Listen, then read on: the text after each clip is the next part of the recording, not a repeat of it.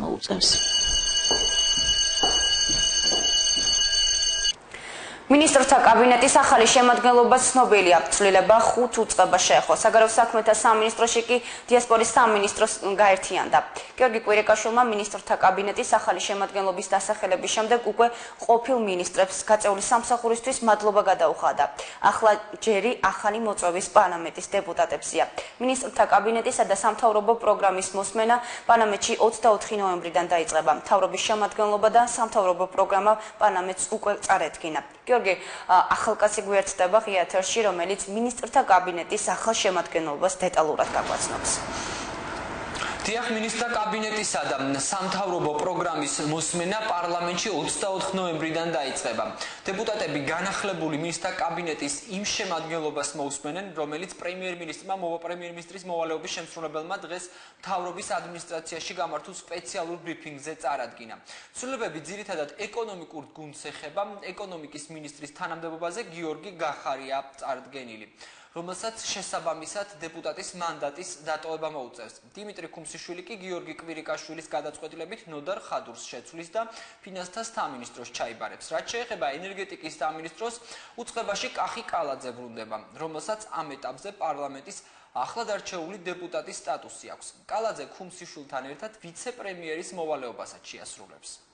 მომავალ მინისტრთა კაბინეტში ფინანსთა მინისტრ ნოდარ ხადურს შეცვლის პირველი ვიცე-პრემიერი ეკონომიკის მინისტრი დიმიტრი ქუმსიშვილი. მინდა დიდი მადლობა გადაუხადო ბატონ ნოდარს გაწეული საქმიანობისთვის. შემდეგი ცვლილება ეხება ენერგეტიკის სამინისტროს, სადაც ბრუნდება ბატონი კახი კალაძე. ბატონი კახი კვლავ დაიკავებს ვიცე-პრემიერის თანამდებობას.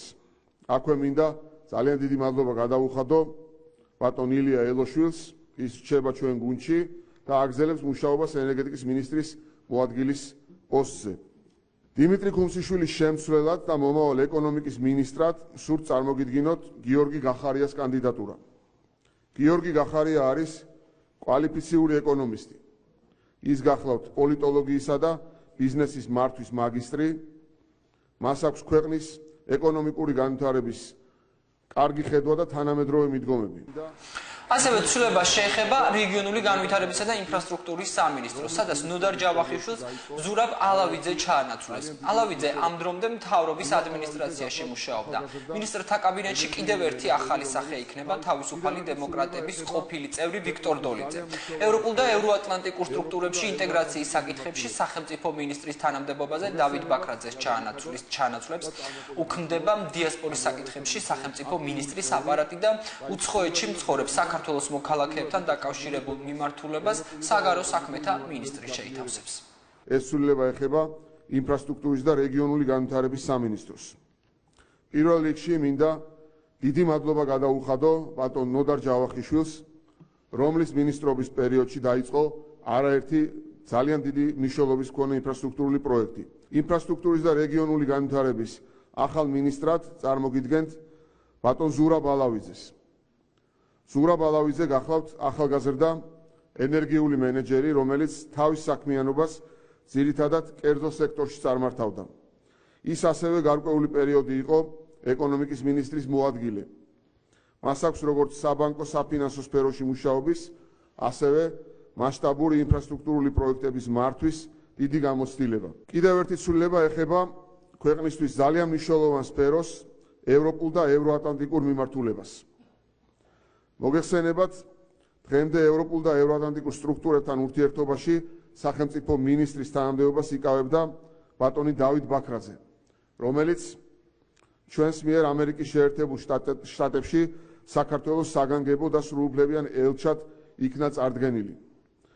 ბატონ დავითს ძალიან მნიშვნელოვანი წვლილი აქვს ქვეყნის ევროპულ და ევროატლანტიკურ სტრუქტურებთან დაახლოების პროცესში შეტანილი. რაც შეეხება მის შემცვლელს, სურს სახელმწიფო მინისტრის თანამდებობაზე ბატონი ვიქტორ დოლიძე წარმოგიდგინოთ. სამთავრობო გუნდის დანარჩენი წევრები კი თანამდებობებს ინარჩუნებენ. პოსტზე რჩებიან საგარეო საქმეთა, ჯანდაცვის, დევნილთა, განათლების, სოფლის მეურნეობის, კულტურის, თავდაცვის, სპორტის, სასჯელ აღსრულების, გარემოს დაცვის, იუსტიციის, შინაგან საქმეთა, შერიგებისა და სამოქალაქო თანასწორობის საკითხებში სამინისტროების ხელმძღვანელობის მოვალეობის შემსრულებლები. საქართველოს პრემიერ-მინისტრის მოვალეობის შემსრულებლის გიორგი კვირიკაშვილის შეფასებით, ევროინტეგრაციის მიმართულებით არსებული წარმატების მიღწევა სამოქალაქო სექტორის აქტიური